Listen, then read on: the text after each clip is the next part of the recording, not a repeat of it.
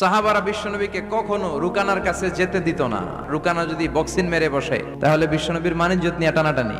বিশ্বনবী একদিন ফজরের সালাত শেষে লুকিয়ে লুকিয়ে তিনি মক্কার সবচেয়ে বড় বক্সার রুকানার কাছে চলে গেল। সে বলল, রুকানা আসলিম তাসলাম, ইসলাম মানো শান্তিতে থাকবা, দুনিয়ায়ও থাকবা আখিরাতেও থাকবা। সুবহানাল্লাহ পড়েন। রুকানা বলে, না আব্দুল্লাহর বেটা মুহাম্মদ, আমি তো কালিমা পড়বো না, যদি বক্সিং খেলে আমারে হারায় দিতে পারো তাইলে কালিমা পড়ো। বিশ্বনবী বললেন, আমি তো বক্সিং খেলি না রে বাপ। রুকানা বলল, তাহলে আমিও কালিমা পড়ি না। বিশ্বনবী রাজি হলেন। অবশেষে ভাবলেন, আমি বক্সিং খেললে একজন যদি জাহান্নাম থেকে জান্নাতি হয়, বক্সিং খেললে সমস্যা কই। বিশ্বনবী রাজি হলেন। এবার বক্সিং খেলার পালা। রুকানা হাফ প্যান্ট পরে গায়ের মধ্যে জাইতুনের তেল মেখে এভাবে লাফাচ্ছে, পজিশন নেয় মারার জন্য প্রতিপক্ষকে। বিশ্বনবী তার পজিশন নেয় না, বিশ্বনবী দাঁড়িয়ে আছে। রুকানা বলল, মোহাম্মদ আমি লাফাচ্ছি, তুমি লাফাও না কেন? বিশ্বনবী বললেন, না আমি লাফাই না, কারণ আমি সেলাইবিহীন লুঙ্গি পরি। সেলাই ছাড়া লুঙ্গি পরে যদি কেউ লাফায়, বাতাসে সতর খুলে যাওয়ার সম্ভাবনা আছে না নাই? কি লাজুক নবী ছিলেন, কেউ বিশ্বনবীর লজ্জাস্থান